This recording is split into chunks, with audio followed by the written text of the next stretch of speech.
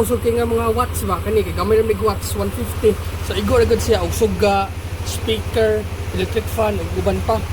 So mo na siya. Mura siya nahugog ka ng generator pod. Nakakabit dire kay duha ka charger. Pag wifi nagnamay wifi. Okay kayo. Sige gapon kayo. Good day guys. So today is November 4. So karon 12 PM na hapit unya waga po internet nga medyo kusuga po ng kuan ang uwan unya kanang naghangin-hangin gapon. So karon kay wa pa may kanang kuryente ato ning testingan atong existing na to nga inverter kani siya mini inverter which is makaproduce siya og 150 watts. So yung purpose kay ang power gikan sa motor padaro na to ni later nya ang ako siya connect sa battery using these clips unya i-power niya o i-convert niya ang kaning inverter gikan sa DC nga kuryente which is mga around 12 volts to 14 volts nya iya i-convert into AC nga power. So kan siya maka-under na siya og kanang mga charger unya maka-under siya og kanang electric fan, TV, pero yung limit is 150 ra. And then ang ato main purpose gani kay ang ato ang internet nga makapa-under tag internet kay ang internet ato nga fiber ron bisan og walay kuryente musiga na siya compare atong previous na to nga mga internet nga gipanggamit kay cable na karon fiber naman fiberglass. So bisag walay bisag walay kanang power ang walay kuryente bisag basta nga to lang maka-power lang ta sa modem. I mean magka-power ta sa modem ana siya kubot-subot.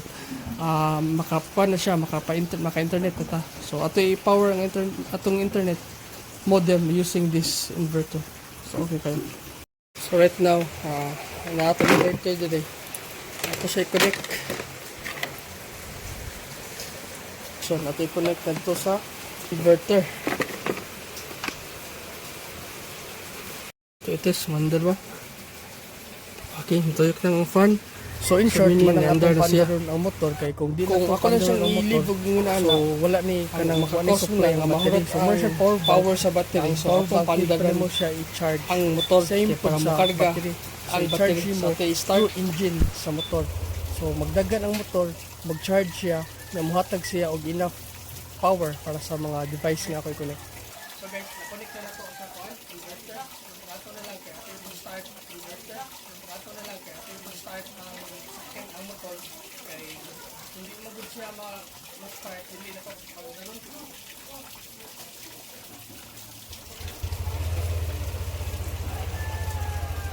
Okay, tanaw sa sod kung igana ba nga to ang kan ato siyang i-connect og charger, internet o kuban pa.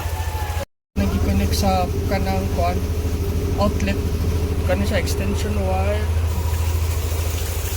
Kung gipasod kay gauwan mo god kasi nagma short circuit. Dira ako nag-plug ang charger daan. Nato check kung mo gana ba ang mo nabaga po power. Kusog bag power. Okay, so dara nigana siya. Ako i-connect ang charger at i-double kay medyo kusog-kusog man to 150 watts. Anya ang modem ang wifi. Dara. Ato check kung nigana ba. Okay, na power nya nag-on pa siya, configure pa siya sa kuan kay naman ni gamayng delay. Okay, good sign ni kay okay pagnaamrag na internet kay ang kontra gud niya kung maputol ang wire dito ang fiber cable kung maputol wag internet nara internet apa na internet. Okay kayo na wifi na okay na.